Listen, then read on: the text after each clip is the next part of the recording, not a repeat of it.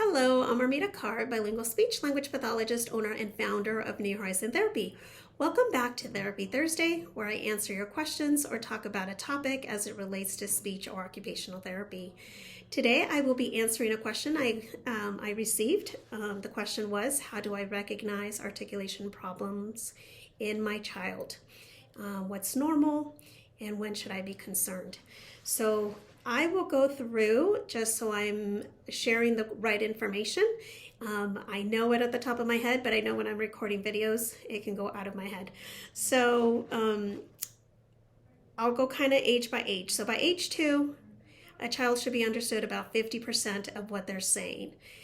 During this time, they are saying the consonants they're saying is the P, M, B, T, D, N, W, and H. By the age of 3, a child should be understood 70 to 80% of the time. And by this time, they add a few more consonants, and those are the K, the G, the F, and the Y. By the age of 4, a child should be understood 90 to 100% of the time of what they are saying. They're starting to produce longer words, 3-4 syllable words, and then they also add a few more consonants into their language, which is the S, Z, L, V, the sh, and the j.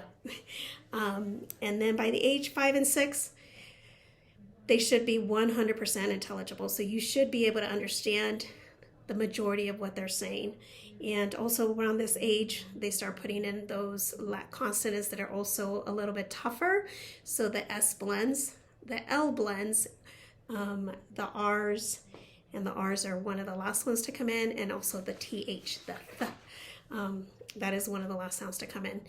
And so when you're constantly, clarifying what your child is saying, even to someone else, that's a red flag. If you find yourself, oh, this is what he said, or that's what he said, basically interpreting for other people.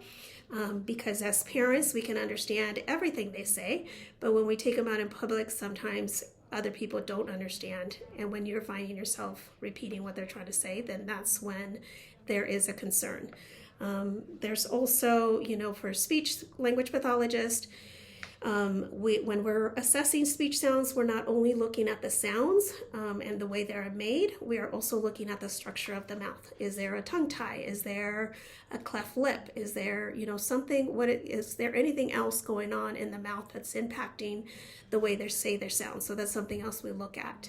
The other thing we look at, and some other things that play a role into it, so if a child is born with a cleft palate, or there was a medical issue, or there was, something else going on, we also look at that, and we can also diagnose and see where we go as the child develops their language.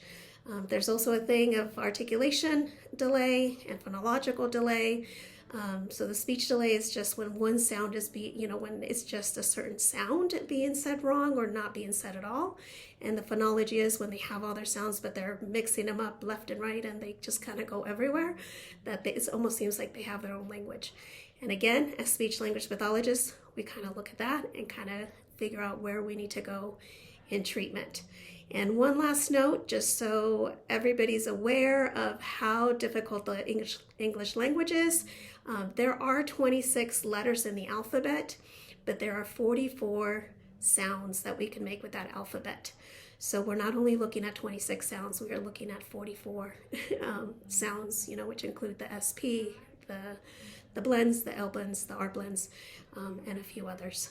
So anyhow, that was a little bit more, but I wanted to make sure that I answered the question. And if there's any other questions, feel free to send them in, and I would be more than happy to answer them. So thank you for joining me, and I will see you next time. Bye-bye.